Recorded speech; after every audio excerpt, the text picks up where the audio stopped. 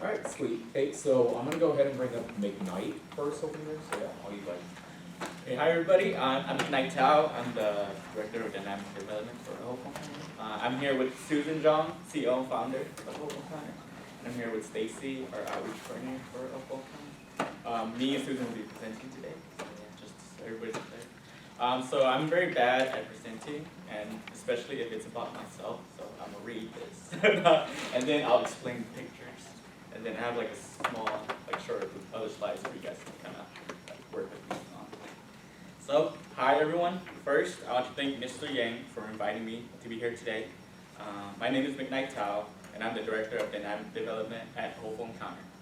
That's just a fancy way of saying I oversee all the programs run at our nonprofit. I'll talk more about that later, but I want to start by sharing my career journey, beginning in high school, so it feels a little bit more relatable to you all. I went to Duncan Polytechnical High School, which is a magnet school, so I had to apply to get in Duncan. There are programs called RP, or career pathways, where you pick a focus area to help guide your career. I chose the career technology pathway. From there, I went on to Fresno State and earned my bachelor's degree in computer engineering. So as you can see, my entire academic background was in tech, which makes it kind of funny that now I work at a nonprofit.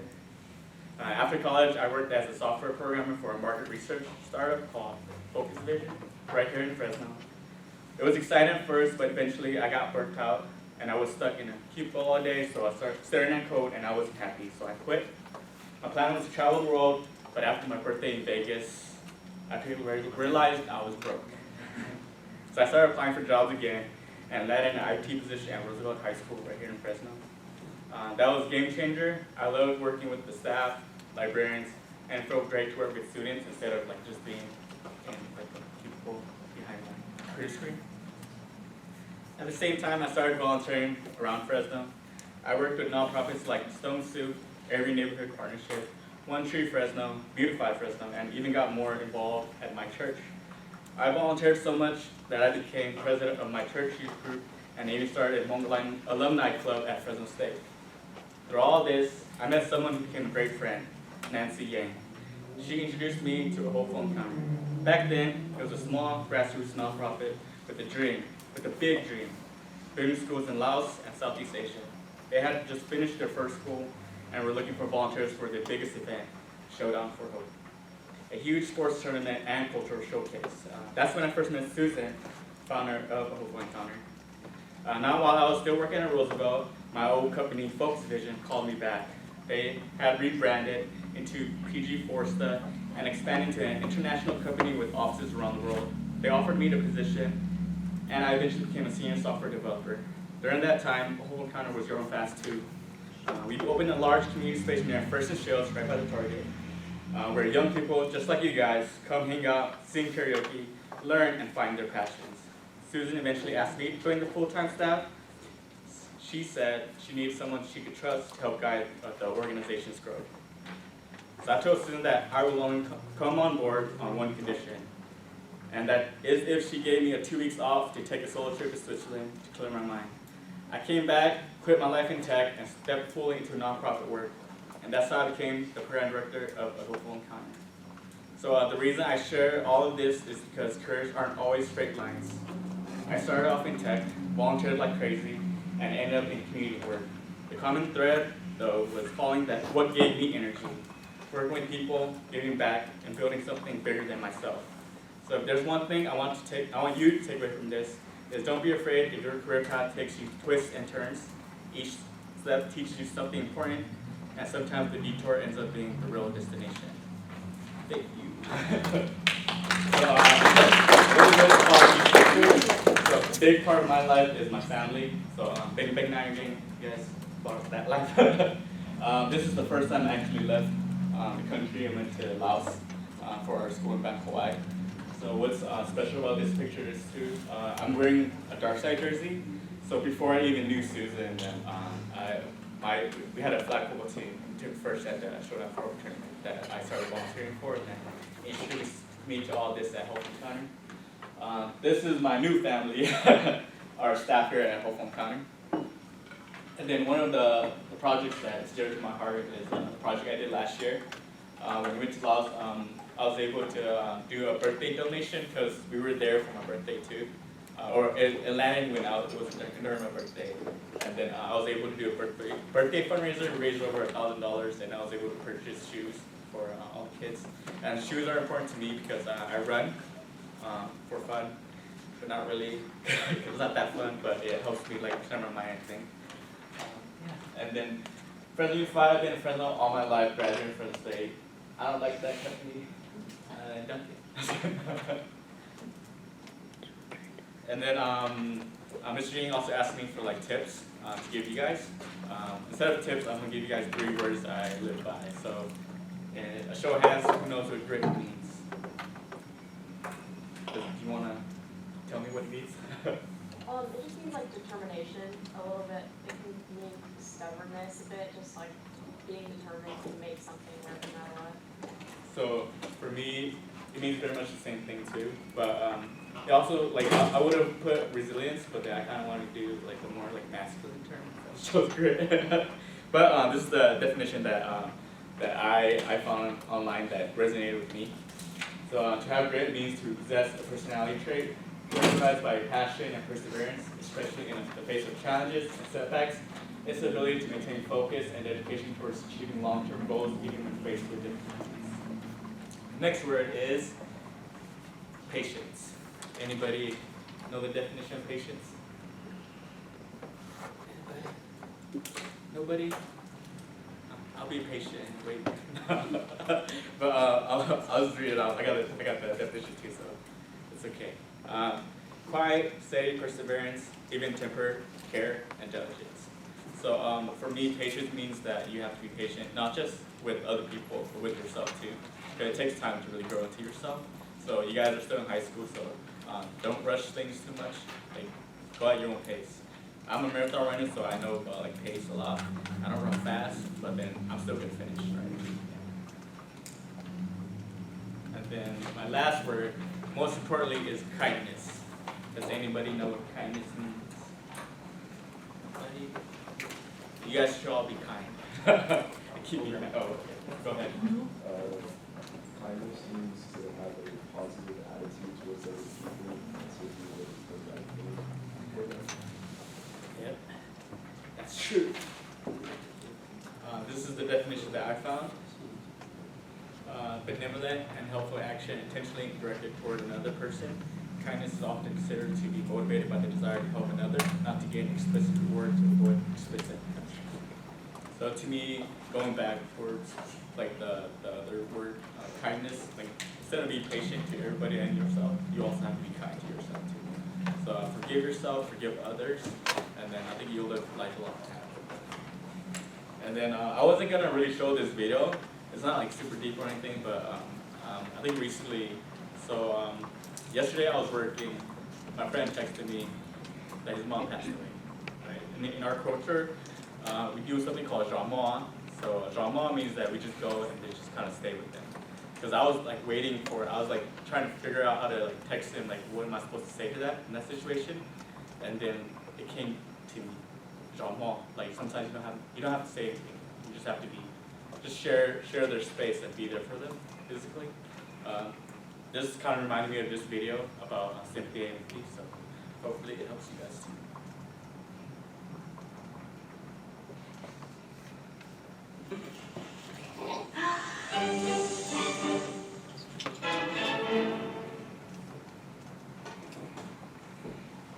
So what is empathy, and why is it very different than sympathy? Empathy fuels connection. Sympathy drives disconnection. Empathy, it's very interesting. Teresa Wiseman is a nursing scholar who studied professions, very diverse professions where empathy is relevant, and came up with 4 qualities of empathy. Perspective taking, the ability to take the perspective of another person or recognize their perspective as their truth. Staying out of judgment, not easy when you enjoy it as much as most of us do. Recognizing emotion in other people and then communicating that. Empathy is feeling with people. And to me, I always think of empathy as this kind of sacred space when someone's kind of in a deep hole and they shout out from the bottom and they say, I'm stuck, it's dark, I'm overwhelmed. And then we look and we say, hey, you climb down. I know what it's like down here, and you're not alone. Sympathy is, ooh, it's bad, no. You want a sandwich? Empathy is a choice, and it's a vulnerable choice, because in order to connect with you, I have to connect with something in myself that knows that feeling. Rarely, if ever, does an empathic response begin with "at least." Yeah. And we do it all the time. Because you know what? Someone just shared something with us that's incredibly painful, and we're trying to silver lining it. I don't think that's a verb, but I'm using it as one. We're trying to put the silver lining around it. So, I had a miscarriage. At least you know you can get pregnant. I think my marriage is falling apart. At least you have a marriage. John's getting kicked out of school. At least Sarah is an A student. But one of the things we do sometimes in the face of very difficult conversations is we try to make things better. If I share something with you that's very difficult, I'd rather you say, I don't even know what to say right now, I'm just so glad you told me. Because the truth is, rarely can a response make something better. What makes something better is connection.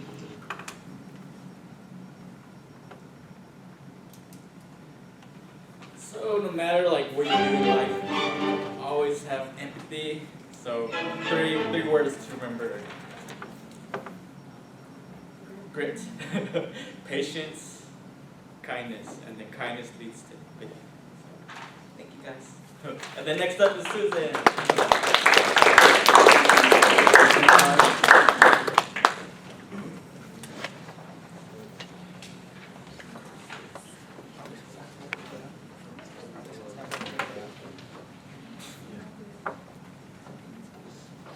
Is it still morning or is it lunchtime? Oh, Oh, well then, good afternoon, you guys. Good afternoon. Wow. So, my name is Susan. Thank you, McKnight, for your wonderful presentation. I almost cried. I was like, don't cry. But McKnight has been a part of A Hopeful Encounter and our journey for a very long time. So we are extremely blessed and lucky to have McKnight on our team. So, once again, my name is Susan. I am the founder and CEO of A Hopeful Encounter. Today I'm going to spend maybe 5 to 7 minutes talking about who I am and my journey to becoming the CEO of a nonprofit. And so I am a mother of 5 kids. I've been married for over 20 years. But when our journey started for A Hopeful Encounter, it was 2013, and my husband had just returned from Laos, and he came back and he was like, oh my gosh, like, we have to go and do something and support all of the kids in the villages. They have no shoes, they don't have any jackets. They go to school and their classrooms are literally like just huts. And like the floors are dirt. And he was like, and it's cold, like their feet are cold. They don't have any tissue for their nose and their noses are running and they're just swiping it. And so my husband came back and he was telling me all of these emotions. And he said, when I left that village, I stood up on that hill and I looked down at it and I thought to myself, I said, here in America, I feel like I'm always hustling, every day going to work, every day going to school, every day doing something, right? And I feel like I'm just always having to catch up. But I feel like if we were able to bring our knowledge, our experiences to Laos, and just build a school so the kids have access to school, that would be so amazing. We could change lives. And so when he said that to me, I looked at him. I was a geriatric social worker back then. Do you guys know what that is? I was a social worker that worked just with old people, okay? And so I was just starting my career, and I looked at him, and I was like, I've never been to Laos. I know that it's a third world country, but I don't understand the struggle, right? So, like McKnight was saying, I had sympathy. I was like, oh yeah, it's bad, huh? But I didn't have empathy, right? And so,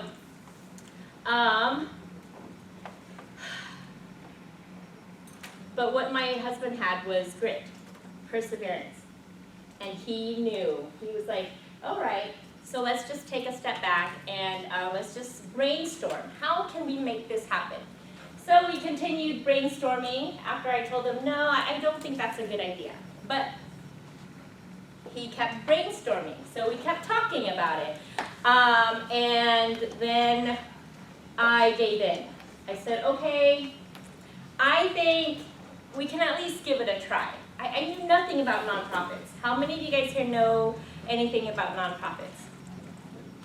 Yes, one of you guys. Anyone else? Have you guys heard of maybe like United Way?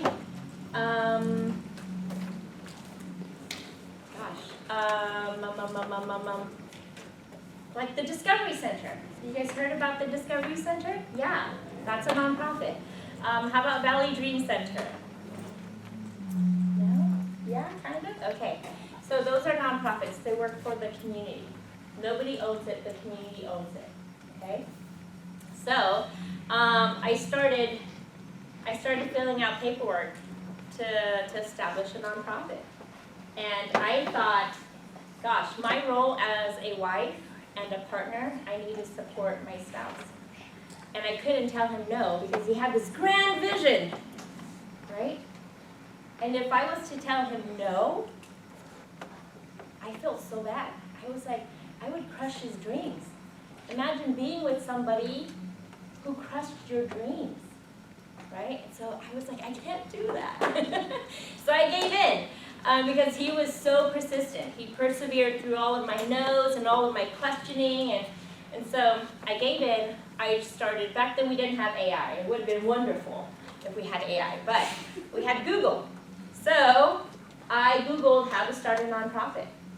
And I started filling out paperwork, and I was like, I don't even know if this is the right process, but let me just do it. So I sent all of the paperwork to the IRS, and I was crossing my fingers, and I was saying, oh my goodness, I hope the IRS will tell him no, and I won't have to tell him no. But obviously that backfired, because here I am, running the nonprofit. So that's what happened. That was how A Hopeful Encounter got started in 2014. It was inspired by my husband's experience in Laos. And when we first started, our intention was to be an international nonprofit, bridging our students here to Southeast Asia, to support students in Southeast Asia, and also to build schools, make school equitable and accessible to students in the rural and mountainous areas. But once we started, our conversations in our community started to change. When we met up with our friends, we didn't have the same conversations anymore. We didn't say, hey, how's your kid doing? Wow, how's the sports things going? We started saying, hey, how's your child doing? How has their school experience been? And we started asking deeper questions. And that was when we realized our work has to also focus on our local community. So then we started doing work both locally and internationally. So, did I ever think I was going to become the CEO of a nonprofit? No. Just like many of you guys, I had no idea what a nonprofit was. I was like, a nonprofit? I don't know. Where am I going to get the money from? Who's going to pay me? Right? Yeah. And so, but once I was on that path, I started to do more research. And that was how I knew what I needed to do next. And that was how I got connected with Brandon, because the next step for us was making connections, building our network, and collecting resources. Brandon has been an extremely impactful resource for us and our young people in our community. And so, yeah, so that's a Hopeful Encounter. So we do programming for our young people to develop leadership skills. And so that could look like anything and everything. We combine everything that we do with leadership. We have dance, we also have leadership with dance. We have STEM class, we also have leadership with it. We have language class, we also build in leadership with it. Because what is most important is all of our young people having confidence in themselves to use their voices, to advocate for the community that they envision thriving in. And if you all are not confident to do that, then we, as your adult allies, are not doing our job. Because you guys really are our future, right? And our future is tomorrow. We don't know what's happening tomorrow, right? So, that's a Hopeful Encounter, and that's how I got involved, or that's how it all got started. But today, I want to do a little activity with you guys. How many of you guys here know what you guys want to do when you grow up? Okay? Oh, okay. Can I have you share? What do you want to do? I want to be a contractor. A contractor? Cool, cool. Gentlemen, yes, in the corner. Criminology, build it or Lord. Say that one more time. Criminology, either law or become a builder. Oh, nice, nice. Criminology. Okay, anyone else want to share? Yes. Adolescent psychiatrist. Ooh, a psychiatrist in children and adolescents. Nice. Okay, so I am super glad that some of you guys have a good idea of what you guys want to do after college. So today I want to do an activity to help all of the rest of the class